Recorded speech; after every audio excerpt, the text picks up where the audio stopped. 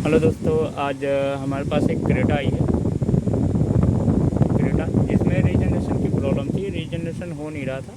तो जनरली जिसमें रीजनरेशन की प्रॉब्लम आती है डीजल गाड़ियों में, तो आप उसमें करने का यहाँ पे लिख के आता है।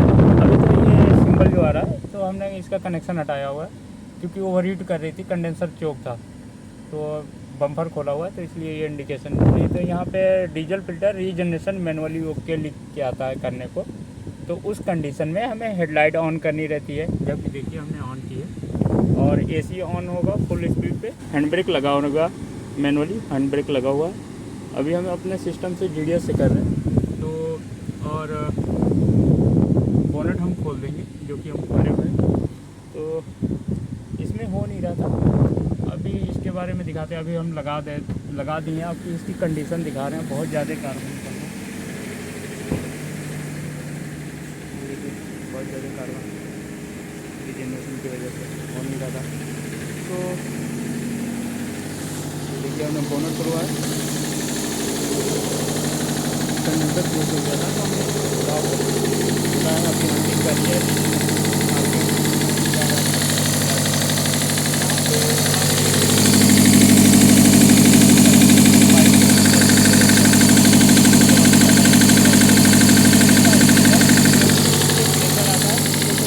आउट होता है, निकलता है। तो उस बिल्कुल आरपीएम नहीं उठ रहा था, तो हमने वो सेंसर का पाइप हटा दिया। पाइप हटा दिया तो आरपीएम थोड़ा बहुत उठ रहा था, लगभग 1000 के आसपास जा रहा था। तो उसको हटा के फिर लगभग 1 घंटे के तक हमने इसको फुल एक्सीलेटर पेडल दबा के हेडलाइट ऑन करके, और हेडलाइट ऑन किए थे, एसी ऑन था, ऐसे दबा के रोके रहे। तो थोड़ा आरपीएम उठने लगा। तो उसके बाद हमने अपने सिस्टम से जीडीएस के ज़रिए, ये जीडीएस अभी लगाए हैं, ये देखिए इसके सूट लेवल 8 दिखा रहा है। हमने वैल्यू रिसेट करी थी, 200 सूट लेवल लिमिट पार था इसका, 200 सूट लेवल दिखा रहा था। तो इतना होने की वजह से बिल्कुल चोक हो गया था। जबकि कस्टमर को एडवाइस दी गई थी कि आप जैसे रीजनरेशन की प्रॉब्लम आती है तो आप लिख के आता है, तो आप घर पे कर सकते हैं या ड्राइव करके कर सकते हैं। तो उन्होंने किया नहीं, 2-3 दिन और चला लिया। तो उसकी वजह से कैटेलिक कन्वर्टर बिल्कुल डीजे बिल्कुल चोक हो गया।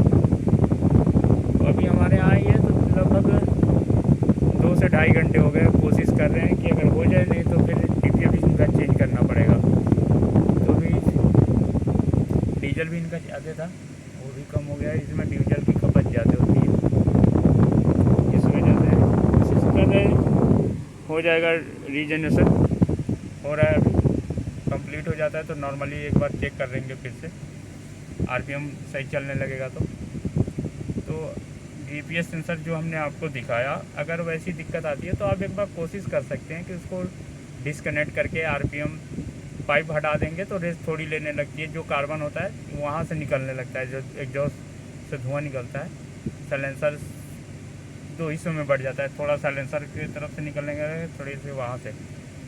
तो आप वहाँ से ट्राई कर सकते हैं अगर ऐसा होता है तो, मगर ज़्यादा देर तक नहीं करना है, क्योंकि वहाँ से क्योंकि हीट निकलती है तो वायरिंग या और किसी चीज़ पे दिक्कत हो सकती है, जल सकती है, या और कुछ कार्बन ज़्यादा धुआं गर्म निकलने से पिघल सकता है कोई चीज़। तो ऐसे हमने किया, तो अभी रीजनरेशन हो रहा है।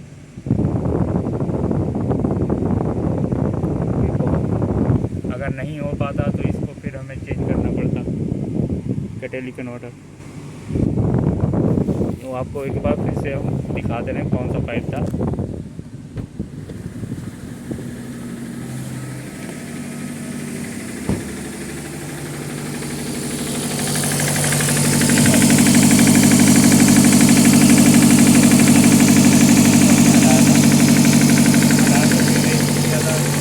रुक गई थी अभी, तो हमें बहुत देर के बाद कनेक्ट करने के बाद जो अभी देखिए कितना सारा धुआं निकल रहा है।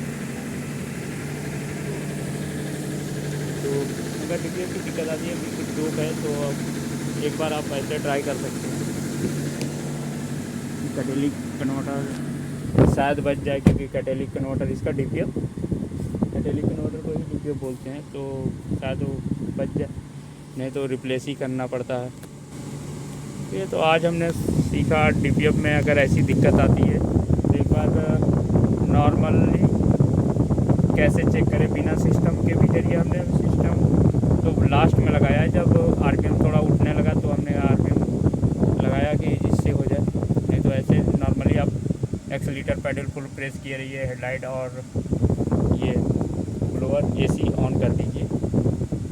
हेडलाइट ऑन रहेगी, बोनट खोल दीजिए और पहली चीज़ ये देख लीजिए कि कंडेंसर इसका चोक तो नहीं है। अगर चोक है तो उसको अच्छी तरह पानी से वॉश कर लीजिए बम्पर खोल के, उसके बाद रीजनरेशन लगाइए। अगर हो जाता है तो बहुत अच्छी बात है, नहीं तो उस कंडीशन में कैटेलिक कन्वर्टर चेंज करना पड़ता है। अगर बार बार रीजनरेशन की लाइट आती है तो आप इसका